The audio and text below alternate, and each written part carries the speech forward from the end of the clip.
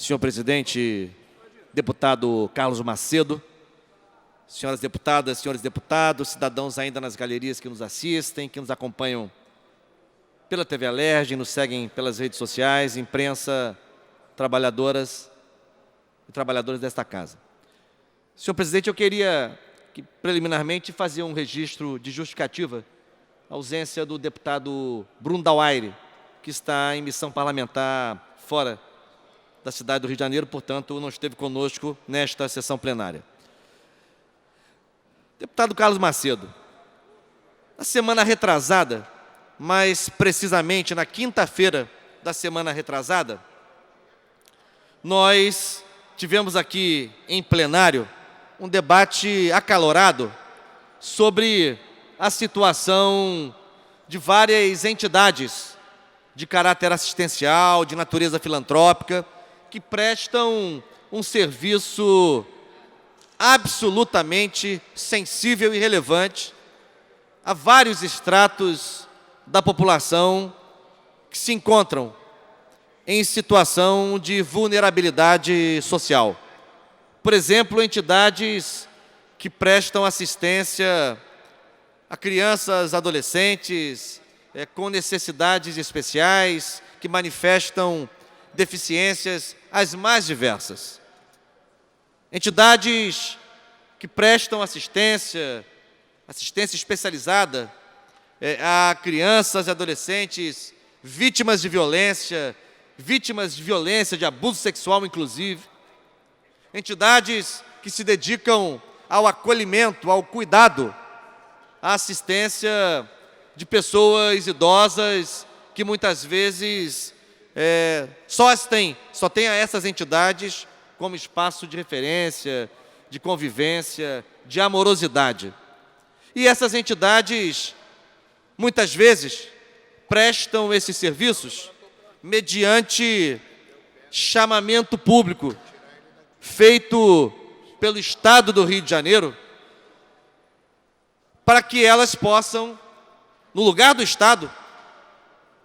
prestar esse serviço esse que o Estado sequer consegue prestar ou operacionalizar. Então vejam qual é a situação. O Estado do Rio de Janeiro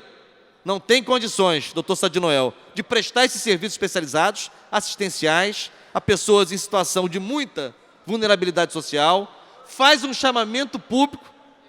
e estabelece as condições em edital público para que as entidades que preencham os requisitos compareçam, firmem convênios com o Poder Público Estadual e comecem a trabalhar, a prestar o serviço assistencial especializado para o qual foram chamadas. Acontece que passa-se um mês, passam-se 2, 3, 6, quase um ano, e o Estado não faz o repasse previsto em convênio, e essas instituições se veem, então, diante desta situação surreal de terem sido chamadas por um poder público a prestar um serviço público especializado, delicado, de muita importância. Contratam insumos,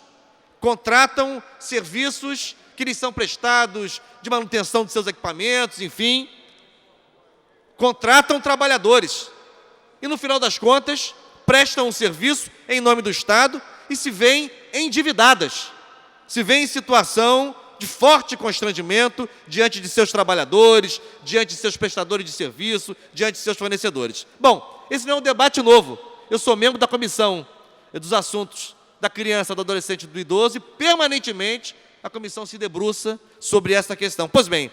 na quinta-feira retrasada, nós aqui fizemos mais um debate e, no calor do debate, alguns deputados, eu inclusive, exigimos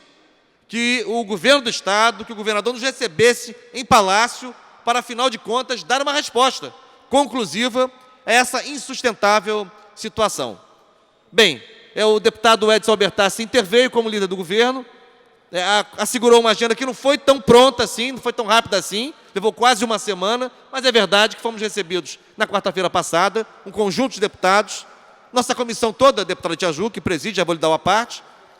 membros da comissão da pessoa com deficiência, enfim, havia, eu acho que cerca de 12 ou 13 deputados recebidos pelo governador interino Francisco Dornelles. Quero registrar que nos recebeu muito bem, de maneira muito educada, enfim, com boa capacidade de escuta, e nos narrou a seguinte situação.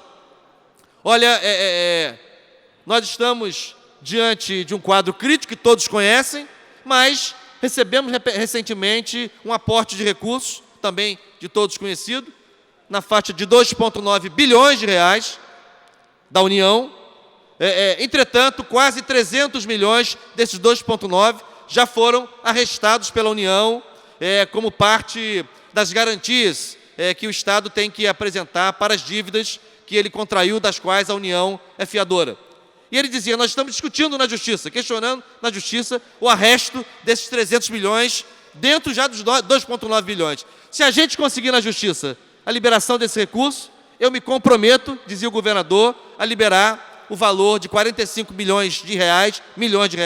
que é o valor estimado para que essas entidades paguem o passivo até aqui acumulado e concluam suas atividades no exercício de 2016. Pois bem, antes de passar a parte à tia Ju, tivemos a notícia de que o Estado ganhou na Justiça. Que a Justiça determinou que a União não arrestasse esses recursos, que eles fossem devolvidos e voltassem a integrar aquele valor de 2,9 bilhões. Então, a pergunta agora que não quer calar é quando é que o governador vai, afinal de contas, cumprir com a sua palavra. Eu tenho a expectativa de que ele o faça, para que os tais 45 milhões que ele prometeu, caso o Estado ganhasse na Justiça, e ganhou, seriam destinados então a essas entidades. Então, deputado Tia Ju, queria conceder uma parte à Vossa Excelência, que é uma lutadora da causa, esteve conosco nesta reunião com o governador na semana passada. Obrigado, nobre deputado Valdec, sempre muito presente nos debates da comissão, como membro efetivo dessa comissão da criança. De fato, como Vossa Excelência colocou, esse foi um pleito que não veio de um trabalho de um só parlamentar, e sim do trabalho conjunto de duas comissões atuantes, que é a Comissão da Criança, o qual Vossa Excelência faz parte, e tem acompanhado os debates incisivos e a luta que nós temos. Inclusive, foi através da Comissão da Criança e da nossa luta constante que conseguimos aquele recurso de 2 milhões para conseguir pagar às instituições conveniadas à FIA o mês de janeiro doado por essa casa através da pessoa do nosso presidente Jorge Pisciani.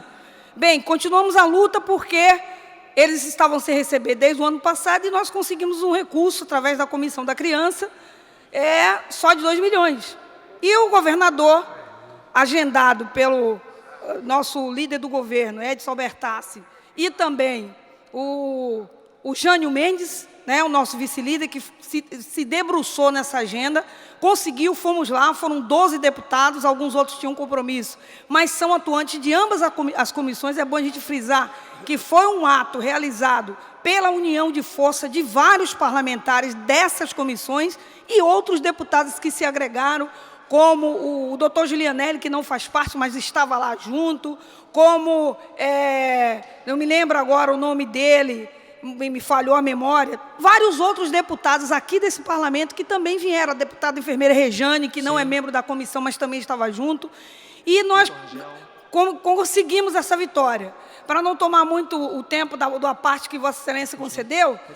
de fato nós conseguimos, e amanhã já está agendada a reunião com o governador para que nós possamos apresentar a planilha e mostrar de que forma esses recursos serão divididos para todas as instituições conveniadas à FIA e toda a rede de assistência também aos abrigos dos idosos. Então, é uma vitória do Parlamento, é uma vitória da Comissão da Criança. Eu quero aqui agradecer a todos os membros da Comissão da Criança, Vossa Excelência, tio Carlos e todos os outros que se debruçaram junto comigo como presidente para que conseguimos essa ação junto com a Comissão da Pessoa com Deficiência. Uma vitória de todos nós, de todo o Parlamento Fluminense, da união dessas duas comissões e da sociedade civil que esteve junto conosco de mãos dadas. Muito obrigado. Obrigado, deputada Tia Ju. De fato, é uma vitória do Parlamento, mas, sobretudo, dessas entidades e, mais ainda, das pessoas e famílias assistidas por esse trabalho tão importante, tão especializado, tão delicado e complexo, que é o trabalho prestado por essas entidades. Amanhã, então,